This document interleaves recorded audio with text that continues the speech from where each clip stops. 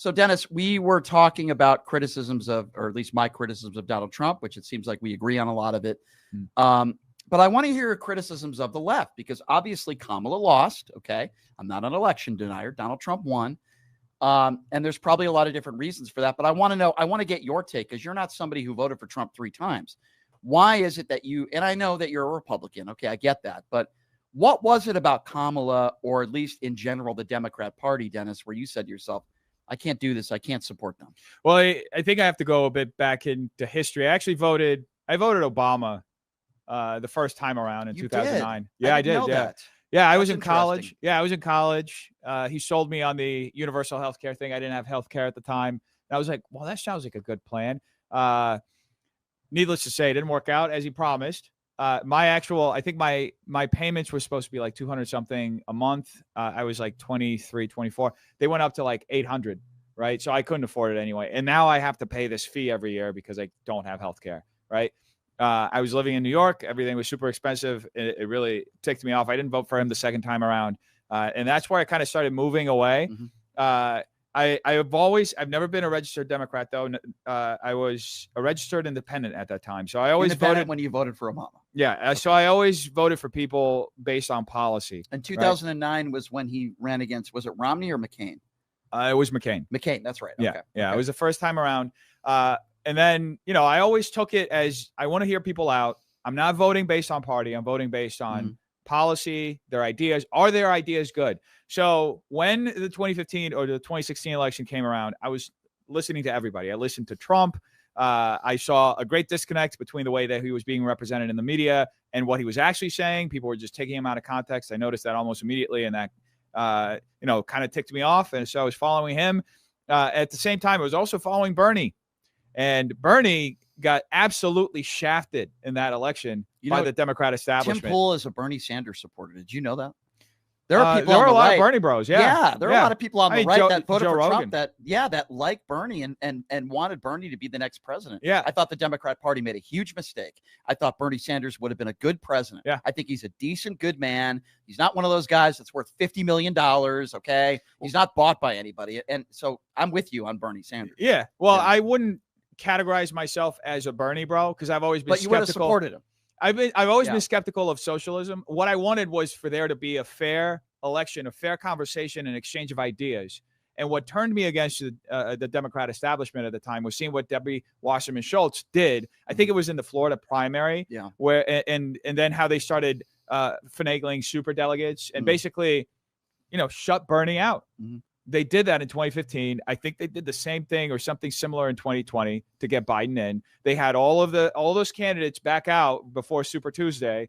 Who was it? Klobuchar. It was Mayor Pete. Like all of them kind of together coalesced. Tulsi Gabbard. Yeah.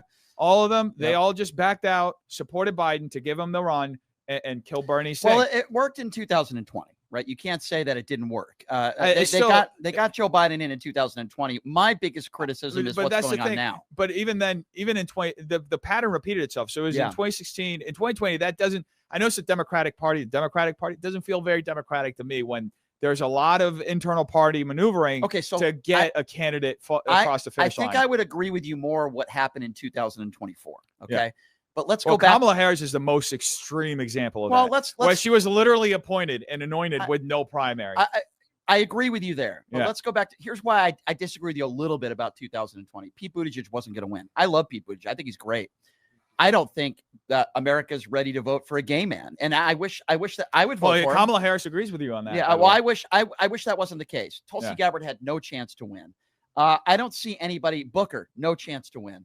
I don't see anybody that was up there on that stage that probably would have beaten Trump. I think that Joe Biden had to be that guy. And Joe Biden was a different guy in 2020 than he is now, or was the last year or two. He's gotten a lot older. So Joe Biden was the right guy at that time, I think. My frustration, and I talked to Hunter about this a few weeks ago, is that Joe didn't step down earlier and allow a primary like what you just talked about. It first of all, it was unfair to Kamala. Okay. I don't think Kamala's a very good candidate. I voted for her over Trump. I would vote for a ham sandwich over Trump, but you only gave her 3 months to campaign. Not fair. There's a lot of other reasons why she lost. To be fair, I think she could have had a year. She would have still done horribly. I don't know. She was the first one to drop out in 2020. I know. So here's what I will say. Here's what I will say. Yeah. I took a lot of flack because I had a very brief time. I went to a Kamala event here in Las Vegas a few months ago, and I said, if this is the answer for Democrats in 2028, we're effed. I said that. And then I was called a racist, which is stupid because first of all, I'm not. I voted for Kamala. I would vote for Wes Moore in a heartbeat. Okay.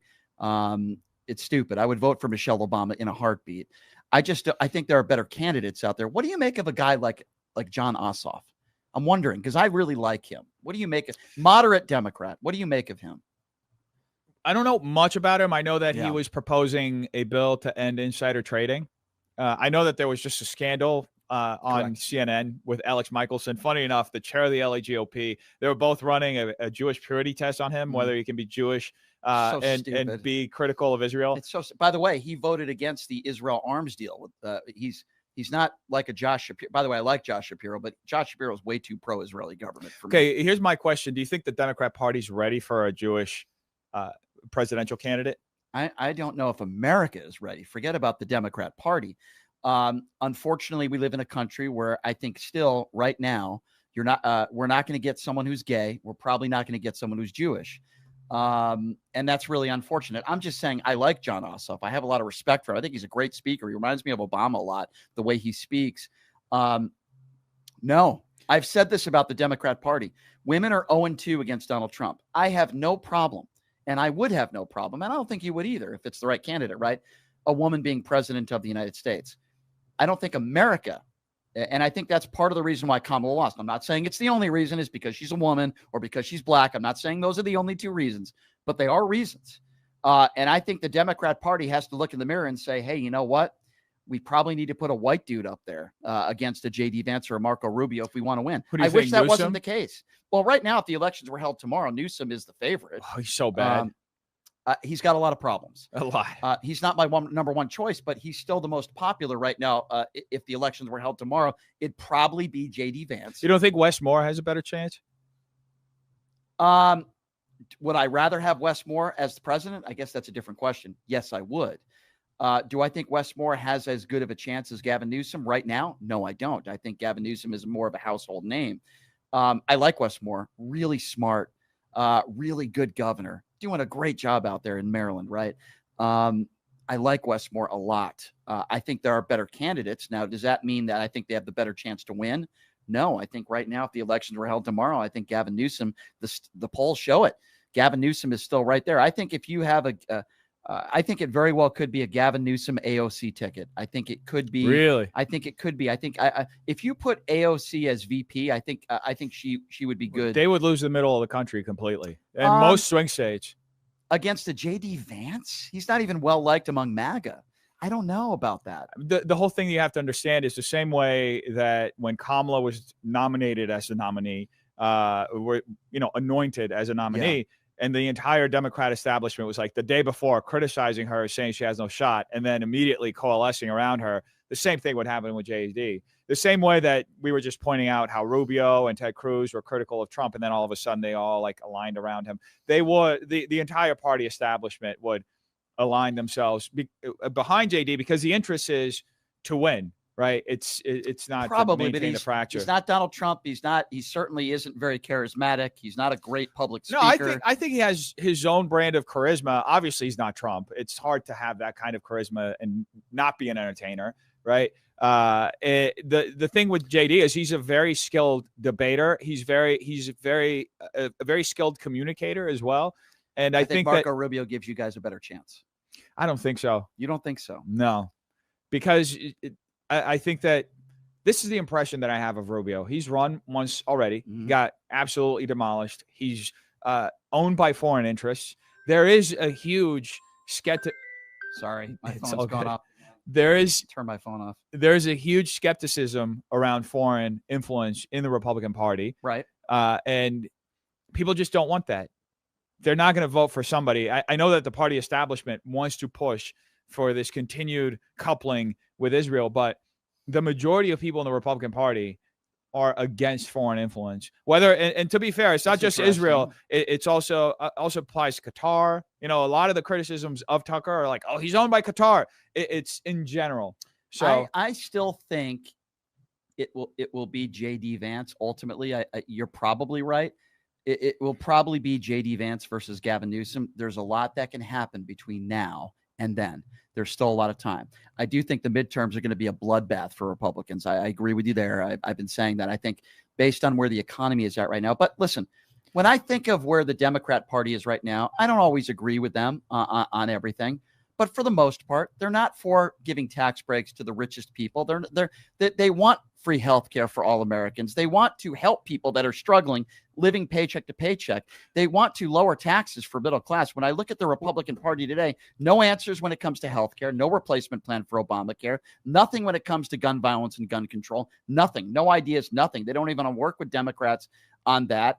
And I just see like the Republican Party today, anti-gay, anti-trans, anti-this, anti-that. If you're not a white Christian, we don't want you in the party. It just seems to me that that's where the Republican Party is at. Well, I disagree with that framing, but I do want to bring up something that you're talking about because it kind of plays into what's happening in different parts of the country with the Democrat Party. It is effectively being eaten from within by the DSA, by the Democrat Socialists of America, by the Mamdani wing. They're basically. You don't like Mamdani?